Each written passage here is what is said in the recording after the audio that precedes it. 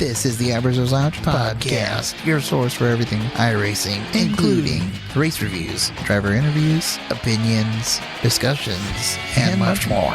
Here's your host, Mike Ellis.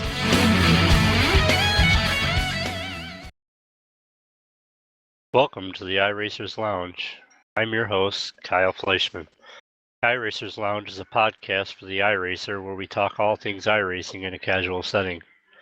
Joining me tonight are the usual characters, Chewy Side 55, Carlos Fonseca, Brad Miller, Jose Pabon, Lance Gentles, Mike Ellis, Smith, special guest, 2016 NASCAR Peak Antifreeze Series, Ray Alfala, NASCAR Peak Antifreeze Series runner-up, PJ Sturgios. Welcome, guys. Hey guys, thanks for having us. Oh, good evening, guys. Thanks for having us on here. All right, let's jump into it. Pretty exciting series this year for the Peak Antifreeze Series, and I appreciate you joining us again tonight, and kind of a dual guest show here to discuss the entire season and especially that closing of the season. I'd like to start with Jay. And coming into the season, if I understand correctly, didn't have any wins this year and managed to rack up 5 wins, including the final race of the season, fall just short of that championship. Tell us a little more about that. Yeah, all things considered, it was a really, really good season for me. Even coming home second by 2 points. But yeah, going into the season, I didn't have a single win in the Peak Antifreeze Series, so it was pretty excited when I won that race at Phoenix there, because be able to pull off my first win in the series like that, getting the pole, leading all the laps, and picking up the win. Nobody can say that, hey, you won that on lucky fuel strategy, or all the excuses people like to make. So it was cool to be able to say that. But yeah, that's a really cool season, and to be able to pick up 5 wins in the series is really beyond my expectations going into the season back when Daytona started in February. Awesome. And Ray, tell us a little bit about your 3rd championship hunt here this season and the excitement of that closing. Yeah, I mean that was about as stressful as it can get for a final race. I think for both PJ and I, once we survive that, nothing else can be worse than that. Maybe something can match in the future, even though it's highly unlikely. But the whole season was kind of, for me, a season of consistency mostly. I got 2 wins, finished second 6 times, and so that ended up making the difference. Just being up front as much as possible, staying out of trouble. Every year I start the season with the goal of finishing in the top 10 every year, and this year came 1 race short of that. And it's a shame one of us had to not win the championship. But I say not win instead of lose because the season both of us had, there's no loser there. But either of us would have won the championship easily in any other season because it was the 2 best seasons anybody's ever had in this series. Yeah, I noticed that watching the series all year. It definitely was 2 awesome seasons for both of you just to come out like that. And I got to tell you, PJ, watching that race, I was on the edge of my seat the whole time. You really drove the wheels off that car. And it looked better than some of the NASCAR races I watched this year. So congrats to you on that win there at Homestead and that awesome season you had. And congrats to the championship, Ray. Thanks. Hopefully that was a good show for you guys. So what's the plans for next year? I'm not even looking for next year right now. I'm just looking for the off season, really. I'm looking to watch the Pro Series. We got a few drivers coming up with Slip Angle Motorsports and Brian Blackford Racing. I'm excited to watch that, and And I don't know, just excited about this new pro format where everybody's all in for one season, and there's a few new guys coming up and some old names that are coming back. So this should be really fun to watch. Awesome. How about you, PJ?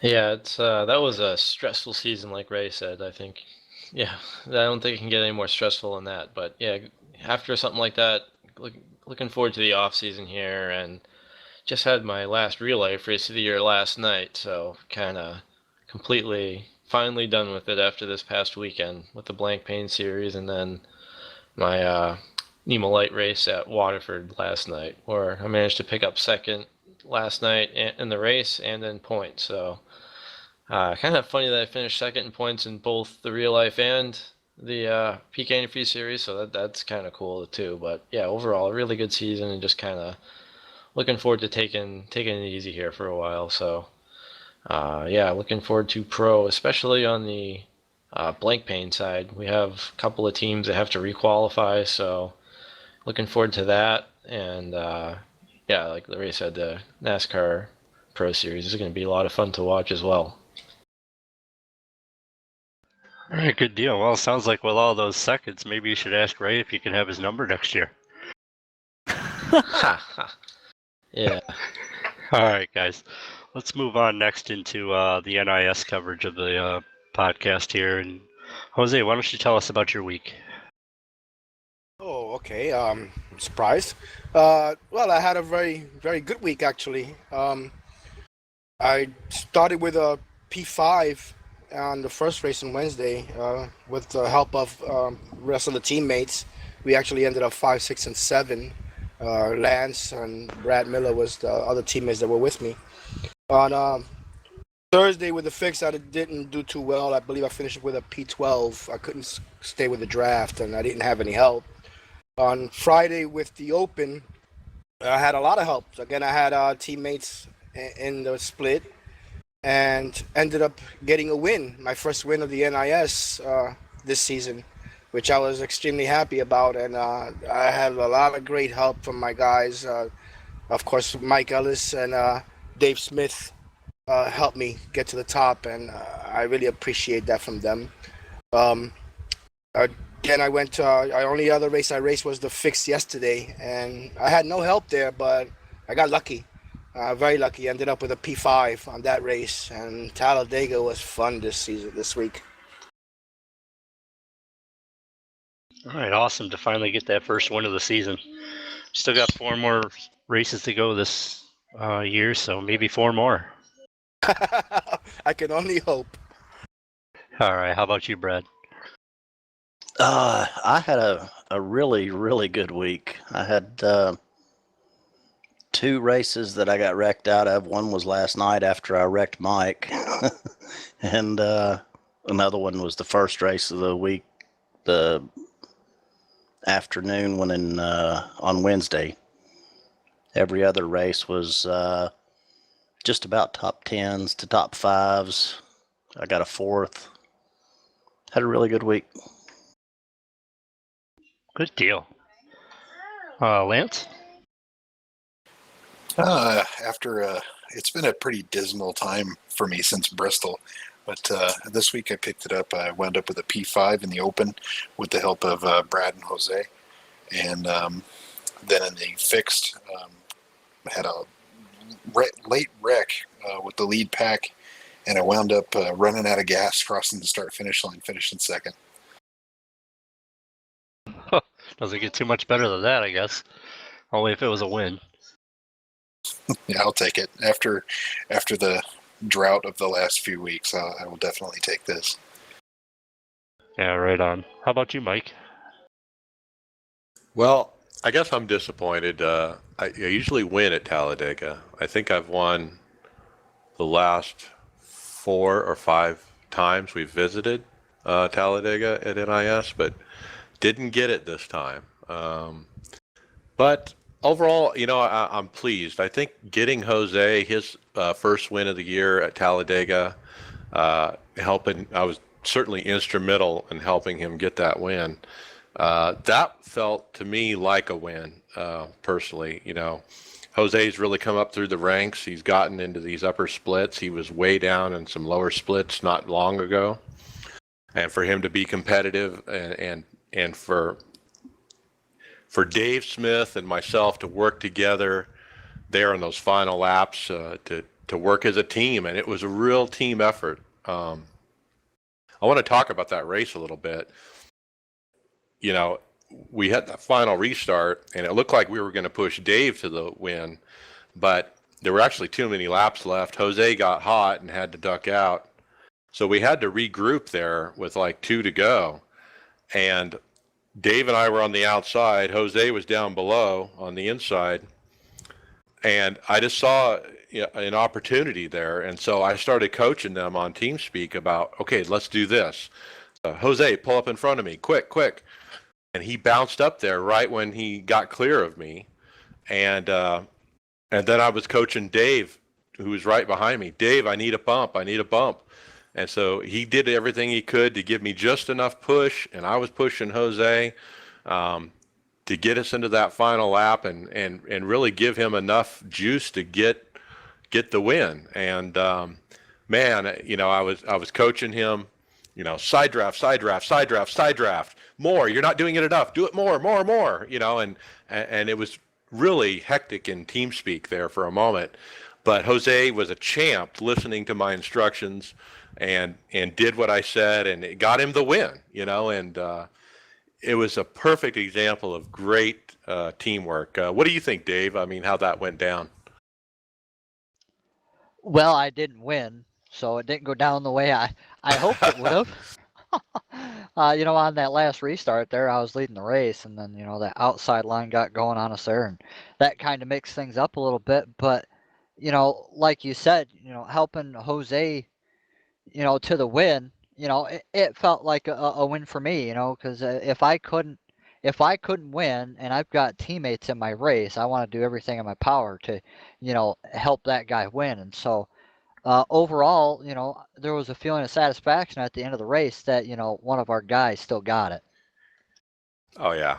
And like I said, it felt like a win to me, too, to be able to help, Jose get that. And so, yeah, I was really pleased with that second. I got a 4th in the fixed, and that was a good race for me as well. The rest of the races were horrible, and I got wrecked and basically didn't finish. The problem was consistently was people being overly aggressive early, shoving it into holes that aren't there.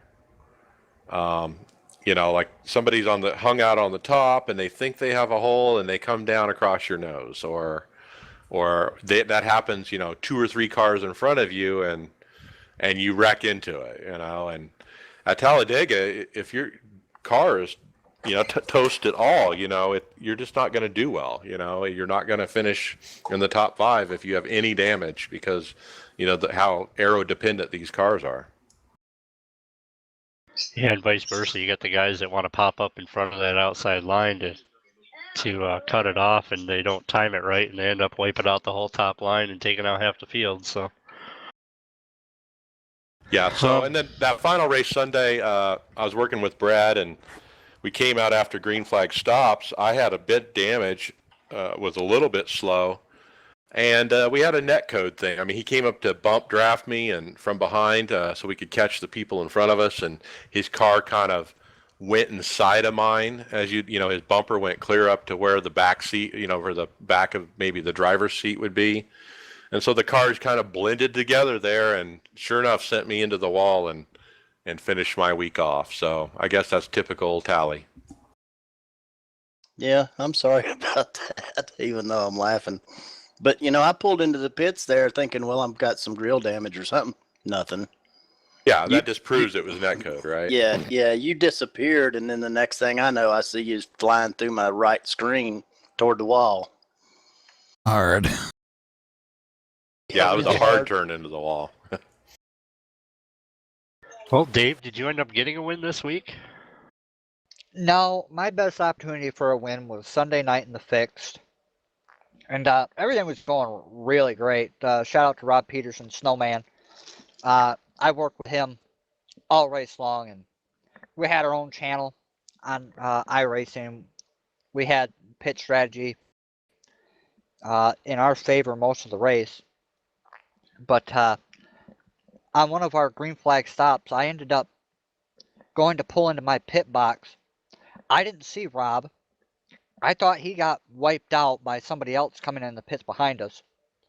I went to go pull in my pit box, and he was to the left side of me. I've got a triple monitor setup, and I still didn't see him over there at all. So I ended up dooring him, and I got a little bit of left front damage, and that destroyed my speed. Just a little bit of damage I had. We had a caution. I fixed it. Still wasn't up to speed. But for my open race, which is what I'm most concerned about, the best result I had for the week was Thursday afternoon, a sixth place. Second place in points, Steve Moore. He had a real good finish. He ended up finishing third this week, so he knocked down the points lead I have on him. He knocked it down. Going into that race, I was 200 and something points leading him, and he knocked it down to where there's only 188 points difference. But I didn't finish top 5 like I wanted to, but I'll take a 6th place. It was still good points. Dave, one of those races I was in with you, you had to deal with a serious troll. I mean, he was trolling you verbally, trying to provoke you. And I wanted to shout out to you, hey, man, you held your cool. You didn't, wreck him and wreck yourself. And even though he probably deserved it. And I think Jose and I were pretty surprised, how you kept your composure. So I just want to say good job there. I don't know what that was about, but he was trolling you hard. Well, I'm not going to give him the pleasure of mentioning his name, but he's given me quite a few problems here in the later half of the season. And Kyle, being my brother, he knows better than anybody. I'm normally not one to take that kind of stuff for very long. There's only one, there's one big determining factor in all of this, and that is I'm leading the Division 3 points right now. If I go and lose my cool and go off on him, and retaliate against him, and wipe him out, and he protests me, sends me on vacation, I don't win the Division 3 championship. So one thing that NIS has taught me this year is that, some things are more important than others. And, he's just not that important to me. The division championship is way more important. So I kept that in mind and just mind my own business. Yeah, definitely a good job there, Dave. PJ, did you run any tally this week? No. I'm one of those guys who tries to stay away from Talladega as if it's the plague. But yeah, that, and I've been so busy with last week's blank paint endurance race at Nürburgring. Trying to prep for that. It's been taking up all my iRacing time. But our other teammates at NX Racing Red wound up third over there, so third in the race and third in the championship. So it was still a pretty good day for NX Racing despite my team getting crashed on lap 4. So kind of a bittersweet ending to the season over there. But yeah, no Talladega for me, but maybe next week we'll give her a run at Martinsville. Actually, that's this upcoming week, so always a favorite of mine, and maybe I'll be able to squeeze in a race or two. If you don't mind, I'm sorry, Kyle. If you don't mind me asking, PJ, you actually run all 3 series as a pro, correct? Actually, that's my brother Jake who does that. I only run 2 of them. I used to do the Formula 1 side of it, but running those cars week in and week out is pretty much as difficult as it can be on iRacing, trying to keep up with the setups and your ERS usage, and just the way you have to drive those cars is so much different than anything on the iRacing service that I just had to give up my road license. Can't do all 3.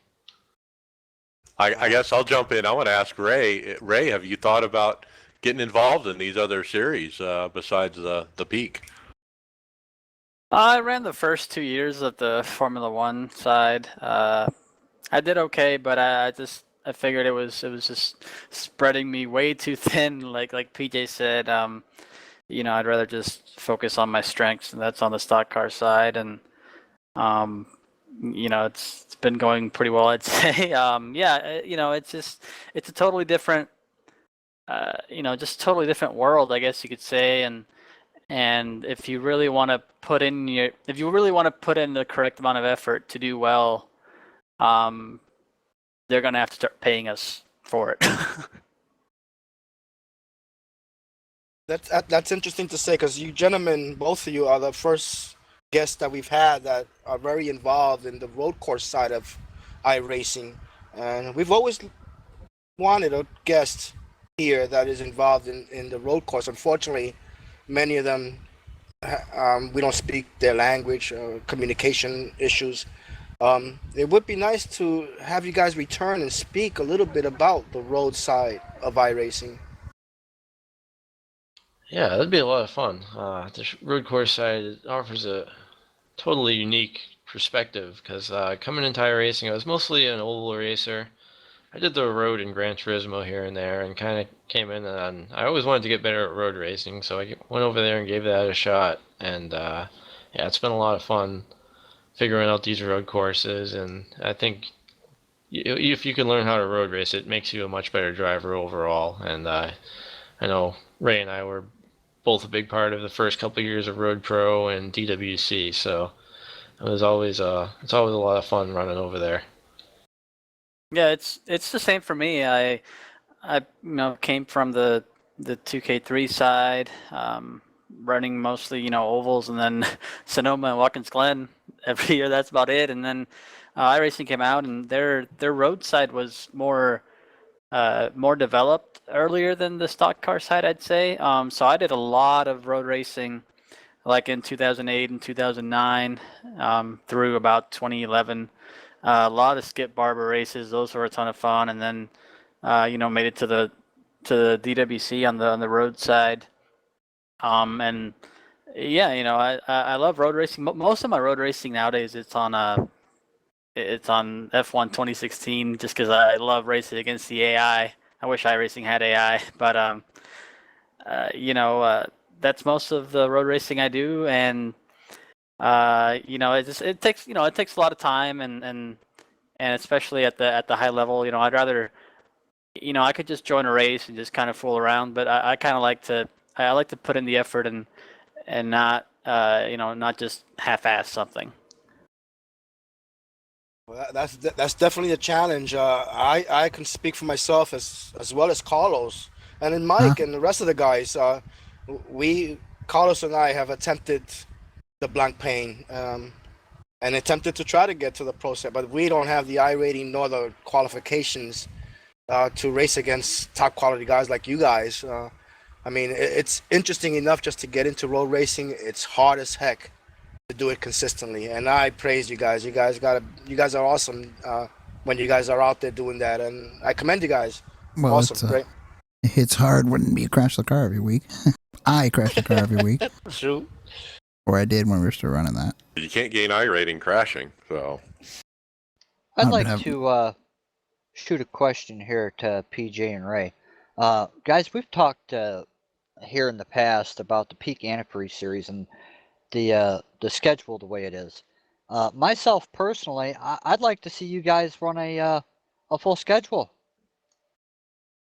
Like what do you guys 36 think weeks? about that? Yeah, 36 weeks. The Peak Antifreeze series, just like us guys doing the NIS.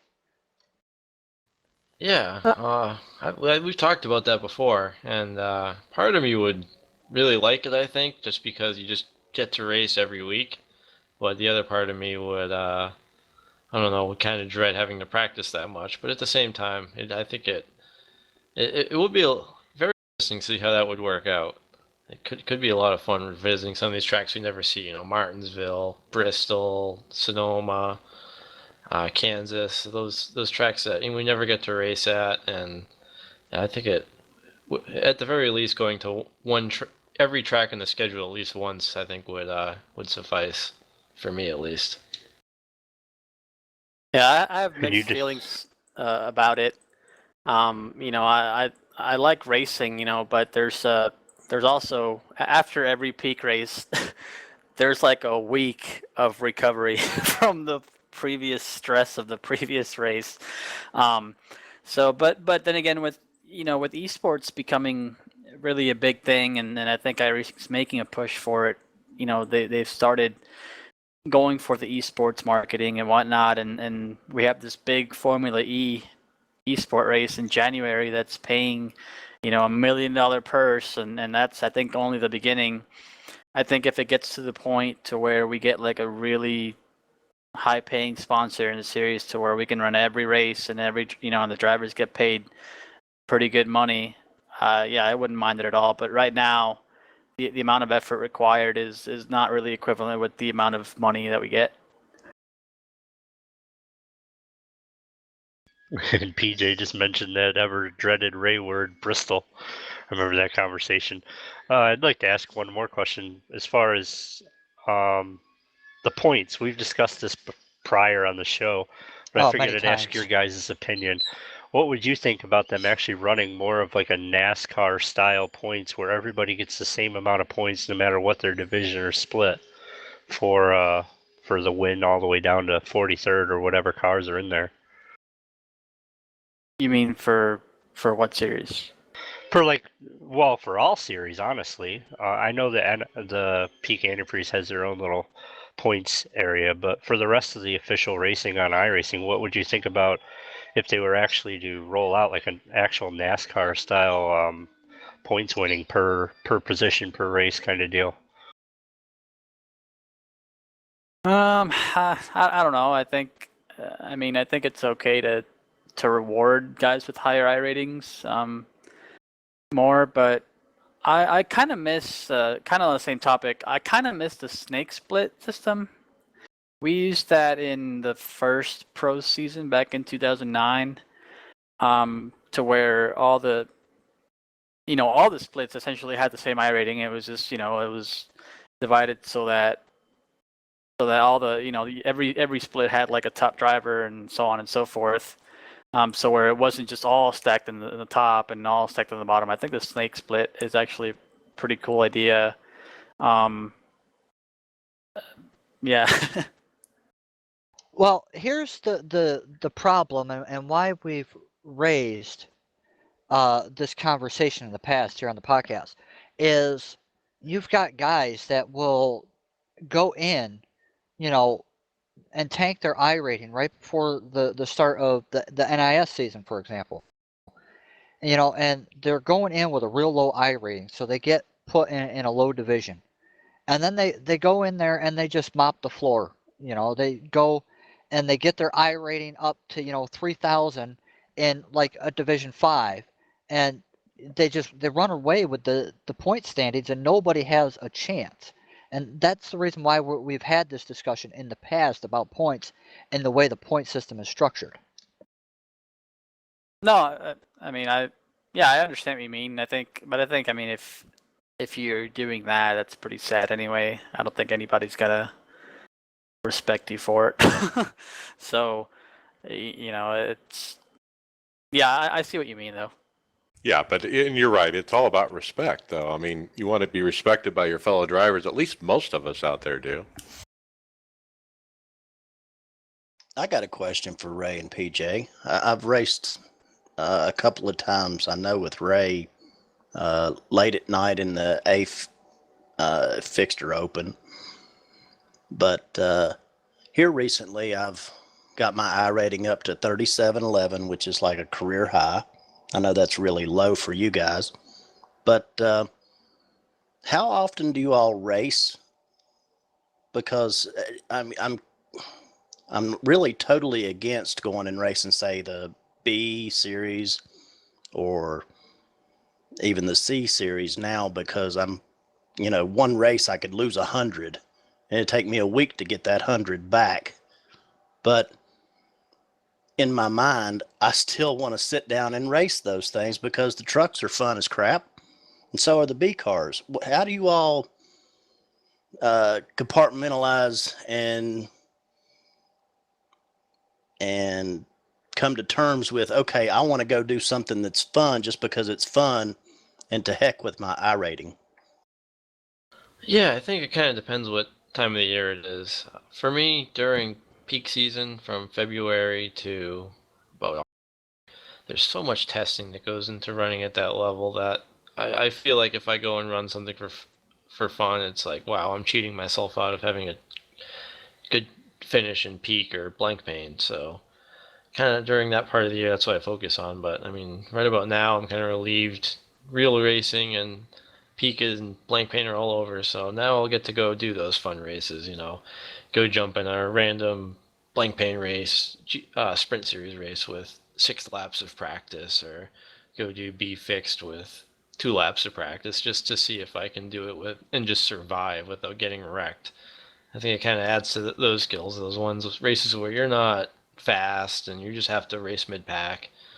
There's a whole different set of survival skills that has to kick in, and for that, I think those races really help out, because when you run with 2 laps of practice, you're lucky if you can get within a few tenths of those fast guys that run it all the time. So yeah, I think I'll start doing that this time of year, and depending, maybe I have a little break here after it all finishes. But yeah, at some point I'd like to get going on that, because it's just fun to see if you can survive and just keep your iRating.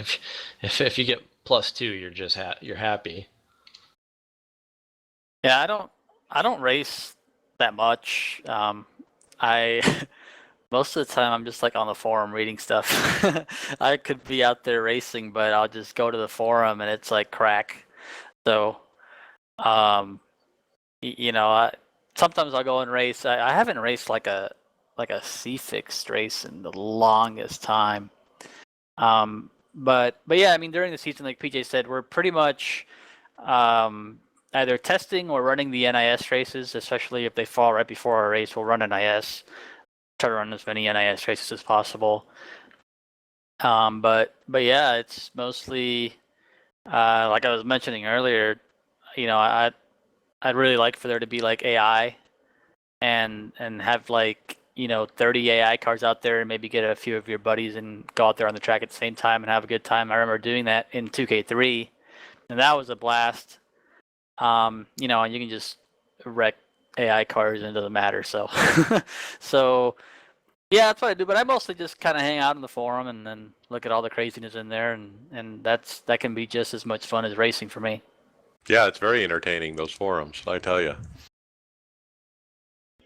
All right. Well, let's move on to the next topic. What do we got up next, Brad? Well, we've got Mazda and iRacing have once again partnered for the Mazda Road to 24 shootout. It's going for a $100,000 Mazda Racing scholarship. Last year's winner was Glenn McGee, and that begins October 25th. And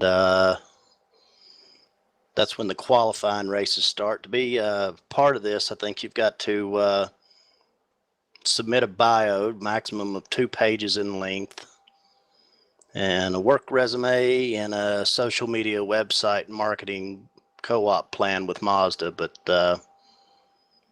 sounds like a pretty good deal. Yeah, that kicks off tomorrow.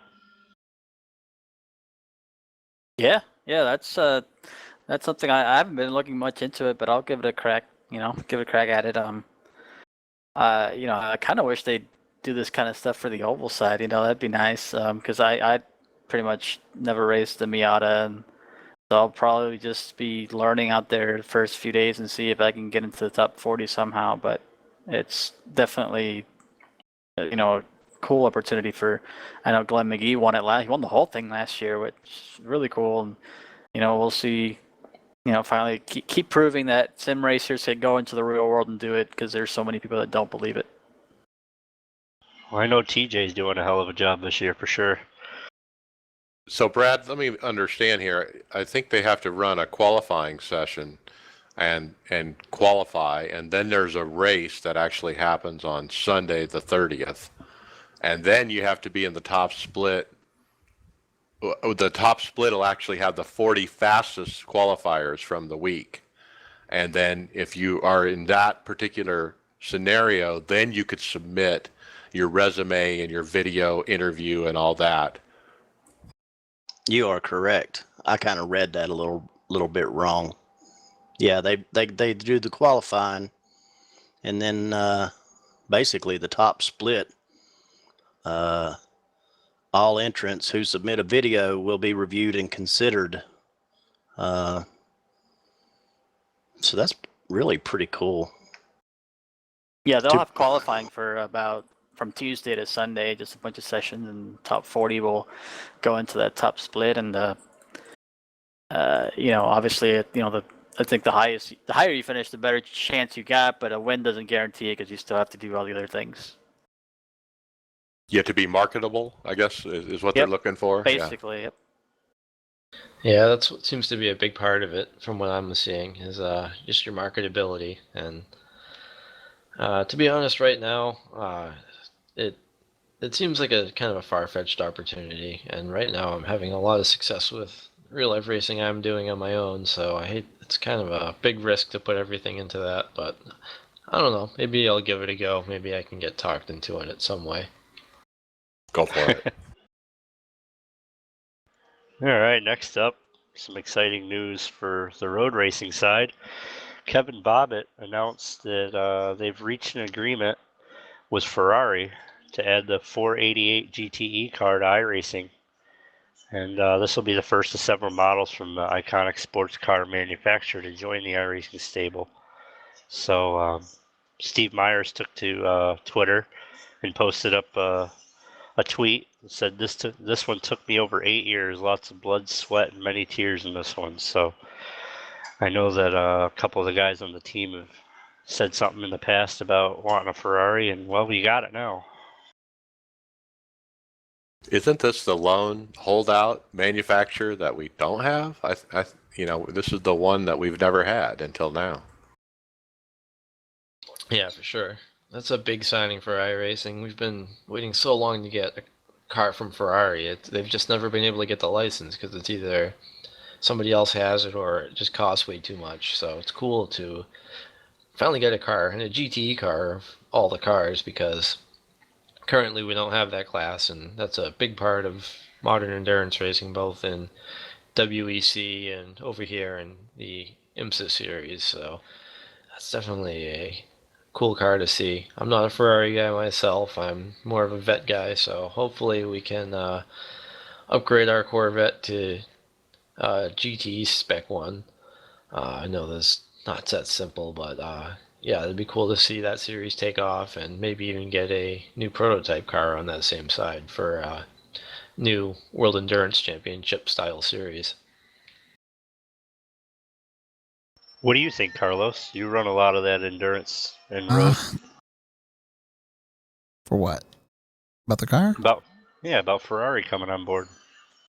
Yeah, I guess opens the door, I guess, for other manufacturers to say, hey, this is looks like a top sim here. Let's try to join the hype. I don't know. I don't really care much about Ferraris, but whatever. It's a good addition. All right, Brad, what do you got next? The G27 has been having some problems, and it's linked with Windows 10, and it's the drivers are resetting. I don't know a whole lot about this issue because I have a 25 and I'm still on Windows 7. Lance, can you help me out with what the problem is, or do you know? Yeah, I looked a little into this whenever it first started happening. It happened to me once, and it looks like there's like an issue with plugging it into a USB 3.0 jack as opposed to a USB 2.0 jack. It happens to me. This has happened to me 3 times. It basically, if I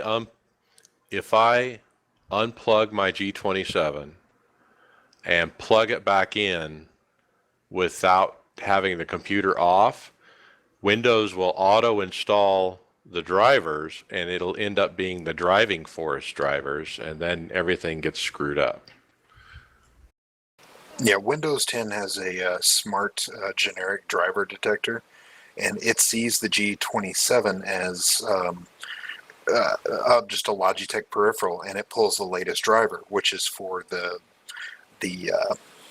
newer wheel. I can't remember, the 29.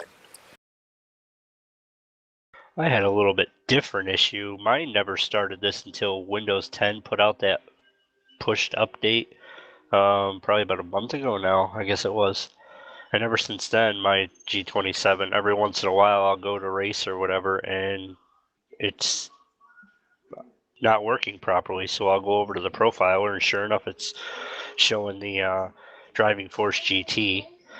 And another issue I've noticed is I have to have my profiler fully open while I'm racing, otherwise my force feedback and stuff doesn't work. So it's like everywhere I read, there's different issues, but it all comes back to Windows 10 and their drivers. Ray, are you still running the G27? Yep. I had that issue when I first installed Windows 10, and then I just basically removed the new driver, the new Logitech driver, and installed the old one again, and haven't had an issue since. I have my wheel on a USB 2.0. Haven't had the issues since then. But yeah, it was kind of confusing at first, and then I think I just searched it either on the forum or something, and just removed the new driver and put in the old one again, and it worked fine. Yeah, that's what I have to do every time. I'm plugged into a 2.0 jack as well, but I've just learned that as soon as I see it, I just go delete it and re-download, and it works again. But still a little tedious that you got to do that. Yeah, that was what fixed mine, was the putting in a 2.0 jack. If you've got it in a 3.0 jack, anybody that's listening, if you've got your G27 in a 3.0 jack, move it to a 2.0, and you will have less issue. Kyle, I don't understand why that would be an issue for you. Are you sure that is it a 2.0 jack? Are you plugging it into your motherboard? Yeah, it's straight into my motherboard. And it never happened until this last pushed update they did probably about a month ago. I came home from work and my computer was off, so I turned it on, and the next thing you know, it's 3 or 4 times now in about the last month where I've gone to load into a race and my wheel's not working properly, and sure enough, I open the profiler and it's Driving Force. So not sure. It hasn't happened in a couple weeks, so I know the fix. So it's just tedious having to do it is all. Yeah, that's very odd. I know I have an issue with driver conflicts with my HTC Vive, but it's an easy workaround. I don't use it's an issue with the hand controllers, and I just don't use them. Well, that's an easy enough fix. True enough. All right, next up, we're going to talk some dirt. And iRacing is recording sound for dirt. And I didn't catch too much up on this. Mike, did you catch up on it? Yeah, they've been real busy. They posted up some pictures on Facebook of the setup, and basically they're in an actual race shop. There's a dirt car there. They got microphones set up near and far away, left and right side. I imagine they're recording in stereo, and it's just kind of a neat looking setup. As far as, and I'm sure they're firing the engine and just recording it. What it sounds like. The other thing that happened is with the dirt stuff is iRacing put out a video of obviously the beta version of dirt, of them going around Eldora in a dirt car and doing like 30 laps or so. And you can see them, getting the car sideways and mud flying up on the tear off, and them pulling the tear off and it going clean again. And it kind of gives you a visual about how this thing's going to look, and it looks pretty darn good. Well, it looks like we might have another button we got to map here soon, huh? For the tear off, yeah. Yep. Yeah, the sound there was the Georgia Boot car that's Clint Boyer's. Right. They actually posted about 2 different sound recordings. I don't know the name of the particular car, but the last one they did was a super late model there from Edwards Motorsport Team, a dirt late model. And they got some recordings of that as well. So The other thing that happened, Steve Myers put up some details regarding that video they posted about doing the laps at Eldora. He says tear-offs are from the helmet. There is no windshield. This is a street stock and not the late model. The effects, like the amount of dirt hitting the car when nobody is in front of you, are not final. The cushion is still not hooked up, so driving the high line would not have the effect of how that would change the handling of the car. You can run all the different lines though, and the groove is changing. This is literally the first day that things are far enough along with the surface model, textures, and tire model that showing a video seemed appropriate.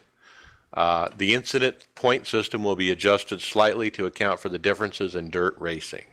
So it's cool. I think iRacing is actually sharing the process with us. They're showing us how they're recording the sounds. They're showing us that first test of 30 laps, on a dirt track, when they feel like they got everything kind of in place. So it's pretty cool to follow along. Well, that should ease some minds as well, because I know there was a lot of talk about guys not wanting to run dirt because of the incident points and all that. So hopefully that'll be a little more tamed. I think it ought to be totally separate. Just like ovals on asphalt and road series, your dirt license ought to be totally separate from those. Yeah, I think at one point Tony Gardner had said they want to get to that point where it's a separate I rating and so forth, but there was too much to do to get that far. So he said initially it'd be part of your your oval IR until they were able to catch up to that. So Almost seems like it'd be better to release it as like a carb cup at first instead. non-official racing, you mean, like? Yeah. Yeah. Why don't you bring up the next topic, Mike? Okay, so iRacing put out a press release basically to former iRacing members. Come back to iRacing today and save 40% to reactivate your membership. You can get 3 months of iRacing for only $19. So the promo code is PR 3 months for 19 laps ED. So you put in that and you'll get basically 3 months for $19 on an inactive account. This offer expires November 18th. So if you're out there listening and you let your account lapse, now is the time to get back in it, guys, especially with dirt coming. Okay, next we've got the 2016 World Cup. We talked about this quite a bit our last podcast. It started 3 days ago on October 21st, and it will run through the 12th of November. This is the thing where you run in your own club, and it's got everything from the main event to the Armageddon Demo Derby. That sounds like a lot of fun. And GT1 at Le Mans. There's all kinds of things going on in this. You just really had to check it out and see what suits your taste buds. Cool. Next up was PJ. They put out a video of your real world racing that you've been going on, specifically over at Thompson Speedway. Why don't you tell us about that video we saw on Facebook? Yeah, that was a pretty cool deal.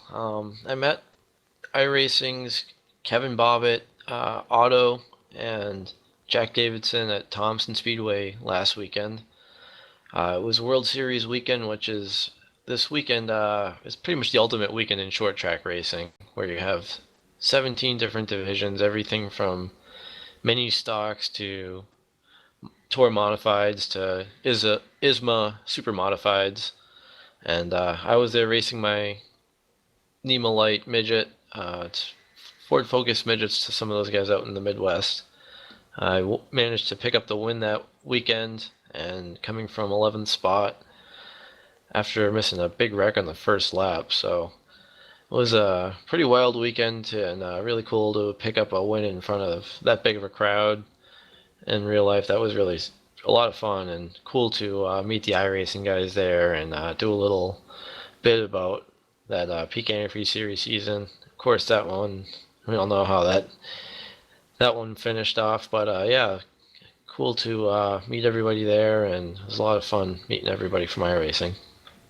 I thought it was a neat video that they put up because I think it exposes that you are involved in real world racing, and I don't think a lot of people really understood that, but until they saw that. So it's neat that they're giving you that kind of exposure, and hopefully it can lead to more and maybe some sponsorship for you and whatnot.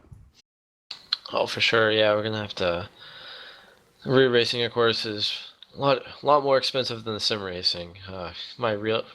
All those winnings I got from second place in the Peak Series pays for maybe a new rear end and a right rear wheel for real life racing. So it doesn't take you that far there. Wish it did, but yeah, still cool to be a part of it. Real life racing. It's been something I've been involved in ever since I was a little kid, starting off in quarter midgets when I was 6, 7 years old. So still doing it 20 years later and still having fun doing it. Cool. Kyle? All right. Next up was the maintenance came down. iRacing came down today for maintenance. For it looked like when I looked at the notes earlier, it was basically just some small updates to some cars. I know the HPD was the one I looked at because we're planning on running that at Le Mans. It was just something to do with mirroring. Well, speak of the Small track updates. changed. Yeah. What else? What happened to the track? Yeah, some little zones have been tweaked to give you a penalty more easily. Oh, like if you're cut the course kind Yeah, of and thing? even though the places they put these cones, if you touch it, it gives you a slowdown penalty, and you're already losing time by going there anyway, so it's kind of useless if you ask me. Yeah, I noticed that in practice. I was getting a lot of cut courses by taking the turns a little wider. Brad, what's next? Next, we've got the red bar or red Q bar issue. In the same, I guess, release notes there. iRacing has announced at this time the red Q bar issue has been discussed in the forums and should be resolved. Special thank you to a small team of volunteers who helped us with the testing. So if you were having that problem, it should be gone. I haven't heard any complaints in racing lately, so maybe they're right. Yep. All right, Mike. Well, the Blank Pane GT Series Championship wrapped up this last weekend, and congrats go out to Coandra Simsport for winning. The first team in history to win 2 world championships in a single year. And I'll probably butcher the names, but I'll mention the drivers. Jorn Jens and Klaus Kivikas, Rens Brockman, and Marcus Linderman. So congrats to Coanda, and they did a great job. PJ, you were involved in this. You want to tell us a little bit about what your perspective, or? Yeah, for us, we went in. Congrats off to those guys at Coanda. Cool to be a part of. It was a good season racing those guys. They push you as hard as they can, and we pushed it. We pushed real hard despite our ups and downs this season. But our red team still came in third in points after losing one of our primary drivers this season with Isaac. So it was a contentious season, but still we had 3 cars in the top 6.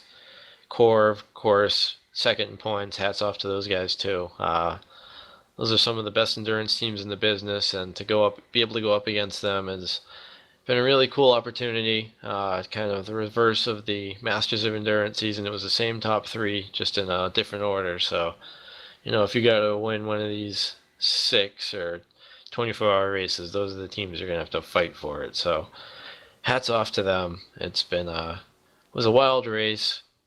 Core, those guys, They were 1, 2, 3 in the Sim Expo, and then they were 1, 2, 3 over there. Yeah, that was a pretty amazing feat to be to get that kind of finish on the world stage over there in Germany. So that was cool, and we knew they were the favorites here, and they picked up the win. Coanda with their usual crazy tire strategies, and they got us at the end for second.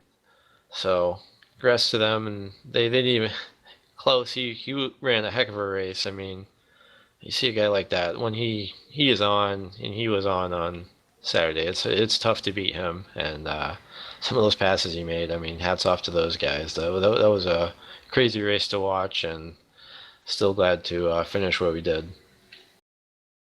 Cool. Well, congrats to you on your second over there. Brad, what's next?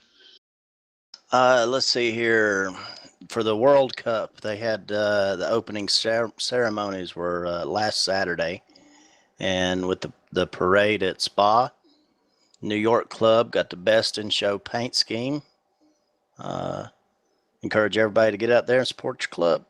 Now, how come New York always wins these things? The rest of us need to get organized. I saw a picture of it, and yeah, they look pretty cool.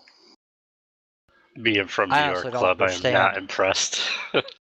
Yeah, I don't understand how they got the best in show. Maybe they had the most support. Well, a lot of them actually were just kind of more of a plainer scheme running their country's colors or club colors, because most of them are more of a country based, and the New York car had, the New York City skyline on it, but I guess maybe that's what won it. I don't know. All right, next up. We covered this event a few times in the past few weeks, and this past Saturday they ran the Cody Creamer Take a Bite Out of Cancer 300 in support of Cody Creamer, a fellow iRacer that developed a form of cancer of the mouth, and ran it, and David Thompson Jr. ended up picking up the win in the event and secured the cash prize. A note from the event organizer, Chris Grandel, says, in a crazy finish, David Thompson Jr. beat the wrecking field to the checkered flag. Thanks to a generous donation from Steel Horse Racing TV and Domino's TYJ Racing, as well as other sponsors and all participants, they raised over $1,000 for Cody. So congratulations to those that ran in the race, and good job for supporting the cause. Brad? Next, 24 Hours of Le Mans. Let's go Saturday. Looking forward to it, and kind of dreading it also, but we'll be there. Yeah, I ran some practice laps yesterday. I think I was 20 seconds off pace. Jeez, how? I don't know, but obviously I need some more practice. I just bought the track, so I'm still learning it. Jose was out there with me trying to get some laps going on, so. I didn't know iRacing supported on foot. Yeah. Well, Hey, I am an oval guy, but yeah, we're, Carlos, you still need to get the schedule together, I understand, I know. but I think we got enough people to run it, so. Oh, we got plenty. I think Scotty's gonna join us. Sent me a message today. Awesome, good job. So we got tons of drivers. All right, well, that's going to wrap up topics for tonight, so why don't we get into final thoughts, and we'll let Brad start that off. Let's hope good luck follows us to Martinsville, because you need a little bit of that. All right, Lance. Please just remember the Extra Life event is coming up on November 5th, and if you want, you can go to extra-life.com or .org and do a search for my name, Lance Gentles, and that will take you to my donation page. We're going to be raising some money for the Children's Miracle Network's hospital. My local hospital is Sanford, in Sanford Children's Hospital in Fargo, North Dakota. So if you can spare even a few bucks, every little dollar helps. Those kids really need your help. All right, and anybody that wants a link to that, they can always find that on our Tifosi Racing Facebook page. Mike. Well, as everyone noticed, Kyle is the host today instead of myself, and there's a reason for that. I'm switching jobs, actually, and coming up here in a week or two, I'm not going to be available, at least for a couple months when we record the podcast. But the podcast has always been a team effort for Team Tifosi. It's never been just about me. It's about everybody involved, and we have quite a team here with a lot of depth. And so I feel good that this podcast is going to continue on as strong as ever under Kyle's leadership, and Carlos is going to start handling distribution as well, and Lance is going to back everybody up. So we got a plan in place, and I thank all my teammates for jumping in and continuing on with this podcast. We got quite a listener base. We get a lot of great feedback, and I know a lot of people can't wait to hear us every week. So thank you to Kyle and everybody involved. As far as Talladega, man, I never thought, a second place would feel good like it did when I got Jose that win, helped him get that win this week. And I never thought, team Talladega as a team event, but it really became that. As you have to really work together to win these things. It's if you're out there by yourself and you don't have teammates, it's hard to win these Talladega races. So I was just completely happy with that second place, just as much as if I won it. So that was my surprise of the week, and I'm very pleased with it, even though I didn't get the win. So on to Martinsville. All right. Hopefully a good team effort there as well, maybe. How about you, Dave? Well, just touching back on that race Mike was just alluding to, that was actually where I got my best finish of the week in Open. And just to give everybody an idea of how close that was, my teammates, Jose finished first and Mike finished second. I was back there pushing those two, and I ended up finishing in 6th place. So that's how tight it was coming down to the start-finish line. We just didn't break away and take it by no means. But I'm looking forward to Martinsville. I've always loved racing there. I like going there better than I do Bristol.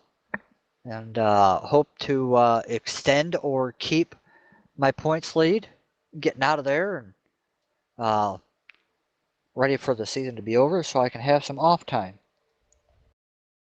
Right on. How about you, PJ? Any final thoughts?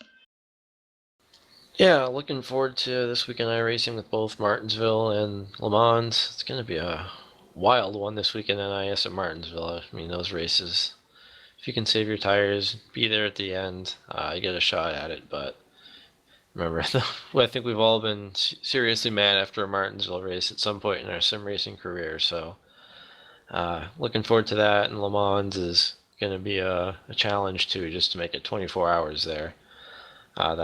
So looking forward to it all this week in iRacing. All right, awesome. And how about you, Ray? Yeah, I won't be running the Le Mans race, but I'll be tuning in, see what it's all about. I think it's pretty cool, of course, and as far as what I'm looking forward to, Pro Series, man, it's gonna be wild. All right, Carlos. What? Any final thoughts? No, I don't got none. I don't know. We are going to Martinsville. Hate that place. Terrible there. And I'm probably going to get LGJ'd. People who wouldn't recognize those initials know what I'm talking about. All right, and I guess I'm last up. I just actually noticed I didn't talk about my NIS week at all, but it really wasn't anything worth mentioning. I just wanted to give a quick shout out to David Thompson and Timothy Mullins and Steve Bonestill for running with me this week and teaming up in these Talladega races. I don't have teammates down quite in my lower splits, but they stepped up and asked, and we got in a private channel, and I had a lot of fun. I ended up pushing Tim Mullins to a win this week and finished second at Talladega, but looking forward to Martinsville. I ran good there in the spring, so I think what PJ was just saying, the key to this whole week, including Le Mans, is going to be saving the car and saving tires. So we'll see what happens.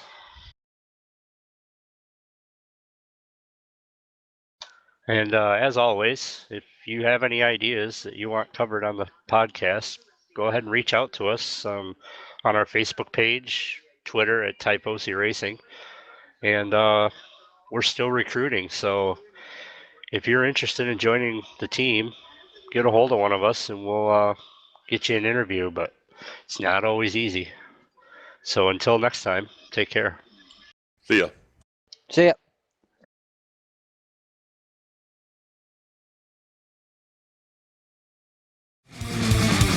Thank you for listening to the iRacers Lounge podcast. Make sure to go subscribe to us at our YouTube channel at iRacers Lounge. Follow on Twitter and Facebook at iRacers Lounge and SoundCloud at iRacers Lounge. See you on the track.